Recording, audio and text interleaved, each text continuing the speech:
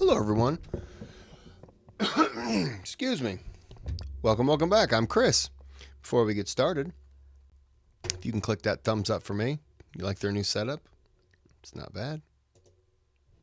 It's not what I wanted to do. Anyways, before we get started, if you can click that thumbs up for me, there it is. Bare minimum, please. Subscribe to the channel if you like the content, and then you can click on the thanks button somewhere around there. There you go. And donate to the channel, sponsor a video, whatever you'd like. Completely optional. The subscribe and the thanks, completely optional. Please, bare minimum, thumbs up. This is going to be 2 videos, 15 minutes or so. It's just the way it has to be. So, before we get started, this is the decline of Britain's failed.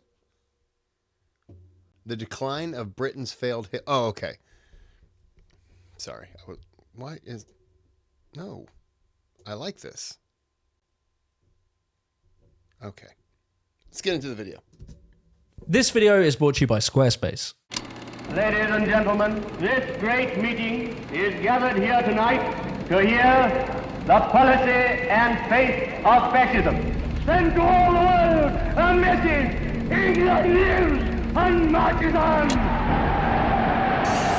Oswald Mosley, once a young hunk daddy with charm and charisma, who was positioned to be a future Prime Minister of Great Britain, embarked upon this long and gradual journey into becoming Britain's most hated and feared fascist leader. The force of his oratory, the power of his intellect are almost universally acknowledged. But Mosley is despised for his disdain for parliamentary democracy, his contempt for Britain's Jews, and his oft-stated desire to maintain peace with Hitler and Mussolini at almost any cost. Today, we will tell the story of Britain's failed Hitler.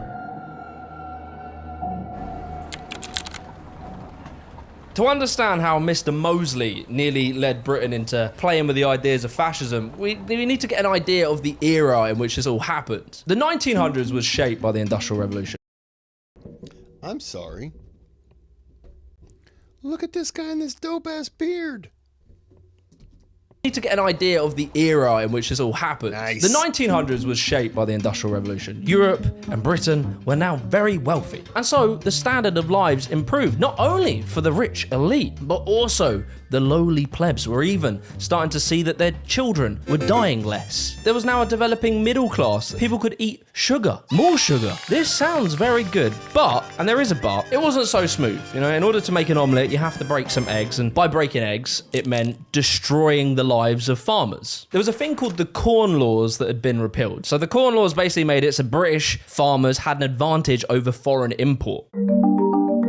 Them boys were pissed because, you know, now they were all jobless and starving to death. They're now seeing the country is getting wealthier, the aristocrats are getting wealthier. All this new money's coming in, but none of it's being funneled to sort of help these farmers that had just been put out of work. They were just left in ruin, forced to upend their entire lives that they had known living on farms and move towards big cities to get jobs. This is very important for us to understand the mood of an entire nation and its feelings towards an establishment that they perceived to let them down. So now we had the big cities, you know, the fucking mecca of business and trade, the place you wanna be. And they were shit. They were really not good. Overcrowded, busy London that's loud, disgusting living standards surrounded by piss and poo. And on top of that, you know, just say that you've finished your 16-hour day at work whilst you're dying of cholera. Your mate Billy just had his arm chopped off in a machine. And then as you toddled on home to your shitty slum, you might walk past a place like Kensington and you'd look around and you go, hang on a fucking second. What's going on here? What's that, a toilet? Running water? And so these people were living in very close proximity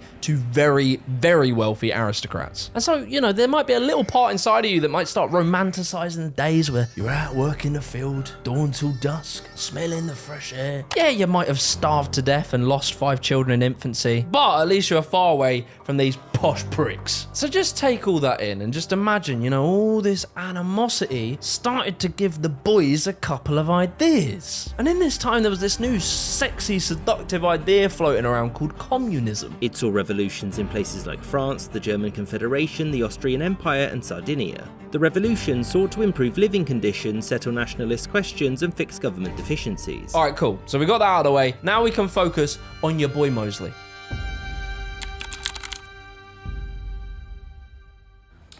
You We both met bad men before. The man we're about to meet is the devil. Born on the 6th of October 1894, it might come as a complete shocker to you, but Sir Oswald Ernald Mosley, 6th Baronet, was a wealthy man. He grew up in Mayfair. That's the expensive place in Monopoly that you convince your little brother to sell to you for the electric company and waterworks. It's a good deal, Billy. Look, you get two. You get two here. I get one. You get two. The Mosley name was prestigious in this time. His father was, I'm going to have to read it, the third cousin to the 14th Earl of Strafford and Strathmore and Kingthorne, father of Queen Elizabeth, the Queen Mother. So, you know, he sort of kind of knew the royals, I guess. Anyway, Oswald Mosley started his life very privileged, you know, dick swanging his way into the upper echelons of British society. And he wasn't a layabout. He was pretty techie with fencing. He became like a champion. He was good at boxing. What I'm trying to say is Oswald Mosley was a giga chad. 6'4", charismatic, handsome, athletic, and most importantly, wealthy. Oswald had the world in his hands, but then the world went to war. England declares war on Germany. The First World War has begun. Without this becoming a World War I history video, I'll give you the long and the short of it. In 1914, the whole world went to war over some largely stupid shit. What? When did this happen? What? Now, Mosley was actually already in the army before the war. He was sent to Sandhurst. He managed to get expelled in June because he, beat up someone over a game of polo, which sounds incredibly aristocratic. And he had a bit of a reputation for fighting and kind of being a bit of a dick. But 1 month later, he was called back because, as I say, the world went to war. Mosley was a legit war boy, you know, dodging bullets and bombs. He fought in the Western Front in France. And this might surprise you, but it probably wasn't a lot of fun. It probably sucked a little bit. This would have been a very interesting thing because he was an aristocrat. This would have probably been his first real exposure to working class people, at least on a personal friendship level. And probably through speaking to them and understanding them, he started to develop a sympathy for the working class. But you see, Oswald's war... Okay. I expected he would get to know these people and realize they're peasants and I don't want them near me. But okay, a little different than what I was anticipating.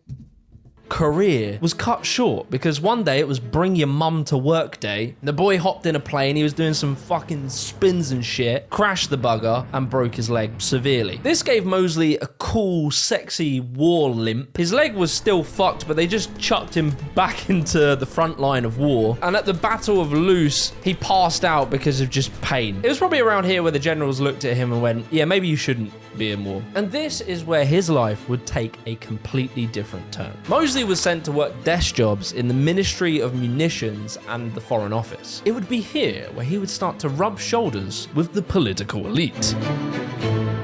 This would lead him to marrying Lady Cynthia, who was daughter to Lord Curzon, who had been an MP, a Secretary of State, and a Lord. So basically, Mosley married up, and this was a major deal. When they got married, the King and Queen attended their wedding, and so he started befriending some very powerful people, and it would be really here where he would start politicking.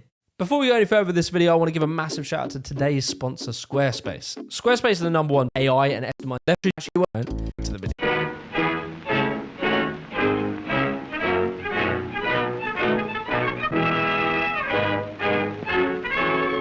From my research, I've kind of concluded there's a few different ways that you can look at Mosley's political career. It's probably interesting to take note of this, and as I tell you more of the story, to sort of evaluate it through this lens. You can either see him as like a power-hungry, crazy dictator, or Dickie T, I think the kids call it, who was always like that and was a terrible person from the start. Or you can take the empathetic approach and look at him as someone who had deeply held convictions and beliefs and a vision for Britain. Are you going to talk about unemployment today? Why, of course. It is the one problem that really matters today. Or maybe he was both. On the 14th of December 1918, Mosley became one of the youngest MPs in British history. And before his political ideology had really formed, he just started out as like a standard conservative. However, he did actually have, from the early days, a few disagreements with the Conservative Party. He had this crazy idea that the British state should have some responsibility in looking after the British public. I think you can see this as an early sign in his political career that he had some sympathy for the working class, probably from war. He also disapproved of aliens, not like UFOs. He might have also, being at war, he probably witnessed, people being shot or injured. Shell shock, I'm sure, was a massive problem. So he's witnessing all this, and he realizes something needs to be done to help those people. And good on him for that. I got a feeling that's probably the first and last time I'm going to be saying good on you, sir, because I think it's all going to turn now. And stuff, but Germans. This shows not like a fee for the working class, probably from war. He also disapproved of aliens, not like UFOs and stuff, but Germans. This shows an early skepticism of globalism and outsiders, which is a theme that would remain. Because he thought that they were reducing wages, underselling goods, ruining English social life, and also spreading disease. But there was one other issue, which was the most important disagreement he had with the Conservatives, and that was Ireland. We solemnly declare foreign government in Ireland to be an invasion of our national right, which we will never tolerate. And we demand the evacuation of our country by the English garrison. Basically, British troops were in Ireland and we were just being horrible. That's kind of an understatement. We were killing people who were innocent. This disagreement Mosley had with the Conservatives would show an early seeds of his disillusionment with establishment politics. You can evaluate his approach to Ireland in two different ways, really. You can either see it that he had some genuine concern for the Irish people. In his book called My Life, he said that it evoked intense moral feeling. However, you can also hear in his own words a more nationalistic attitude where he kind of saw the treatment of the Irish as bringing disgrace to the British name. He says, again in his book, no empire, no government has long sustained except by power of moral force. And again, it might be a bit of both. It might be that he did feel some compassion, but also he wanted to keep the British Empire looking good and moral. But this is a really important moment. You have to bear in mind, he was a good old Tory boy. He was poised, and many people would say he was going to be a future prime minister. If he just followed the party rule, he probably could have rose the ranks. But when he brought his criticisms to the Conservative Party, they completely turned on him. He was branded as a renegade, kicked out the party, so you can say that his convictions and his beliefs led him to basically losing what was a very good career position. Or you could say maybe Mosley was being a bit of an opportunist. You have to bear in mind, this is the early 1900s, the Russian Revolution has just happened. That thick fucking stench of revolution was in the air, and perhaps Mosley was actually seeing a bit further down the line that there was a growing working class rebellious movement. He could brand himself as being, sympathetic to the downtrodden with such conviction that he was willing to leave his position for it. And that is exactly what happened.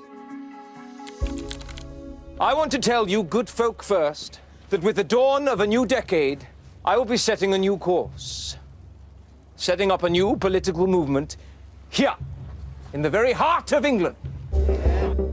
In his book, he says, I crossed the floor in October 1920 for practical reason. Though there was also a symbolic significance, it became impossible to get a hearing on my own side. So I preferred to face my enemies rather than be surrounded by them. In 1922 to 1924, Mosley became an independent. He claims to have really been shocked that the Conservatives, who are supposed to be on his side, didn't even listen to his perspective. And I think this really is where he started to feel a bemusement towards the establishment. But then, for some reason, he had some faith in the Labour Party. The Labour Party took him in as one of the comrades. Come on in, Mose. Mose before hose. And so he went on a tour of the poor and went to Glasgow, Liverpool, Birmingham, and basically looked at how shit these people's lives were. The disease, the terrible housing conditions, the piss and the poo, and... Can I just say I'm still chuckling over Mose before hose?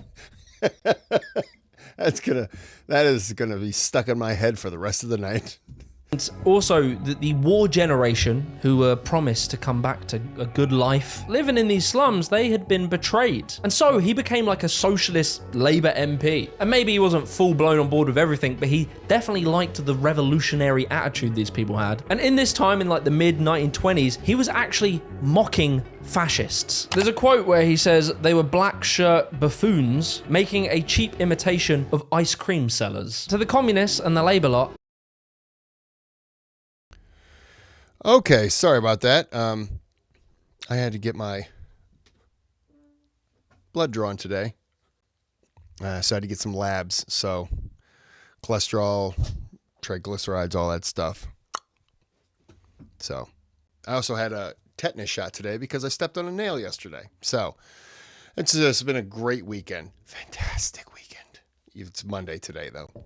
But anyways, back to the video. We're going to stop it in a few minutes. So That was a banger. When he said that, the boys loved it. Quote where he says they were black shirt buffoons making a cheap imitation of ice cream sellers. To the wait a minute, wasn't he wearing a black shirt in some of his speeches? black shirt buffoons making a cheap imitation of ice cream sellers. To the communists and the Labour lot, that was a banger. When he said that, the boys loved it. And they elected him to Labour's NEC. But then, there would be a defining moment that would change Mosley's life forever. You've got to remember that the east end of London was a great working class area, and therefore these were the people who were suffering most in the Depression. So this is after World War I, I'm guessing, correct? The point about they was looking for alternatives. They were desperate. Been betrayed. They'd been let down by the Labour Party. In 1929, the world went into the deepest and darkest economic recession it has ever seen. It was bad. Everyone. Oh. Duh, yeah, the Great Depression affected the world. I'm still in World War I, like, I'm thinking like this is 1919. Sorry, my brain just completely shut off. I spent 20 minutes on the phone, so. Everyone was struggling. I mean, obviously not the aristocrats. They were fine, don't worry about that. Mosley was now one of the Labour boys. You know, he was socialising with the socialists. He'd become very close with the Prime Minister, Ramsay MacDonald, and he expected he was going to get a seat in the cabinet. But in 1929, Labour wins the election. Mosley doesn't get a seat in the cabinet. MacDonald didn't care. He just gave him the position of Chancellor of the Duchy of Lancaster, and he put Mosley in charge of dealing with the unemployment issue. Mosley came up with all these radical ideas, and MacDonald and everyone else shot them down. Put yourself in the position of Mosley. His face is red with rage. Now the boy's more pissed than ever, more disillusioned. In his fit of rage, he went over an hour ranting in a resignation speech in the House of Commons. No notes, just fucking trauma dumping. And what? I will say this, you're put in charge of unemployment and you're coming up with ideas and they're shooting them down. I could understand why you'd be a little pissed. I get that. I think everyone, sorry, I keep putting my hand on this table. I think everyone can understand there'd be some frustration, but at the same time, just because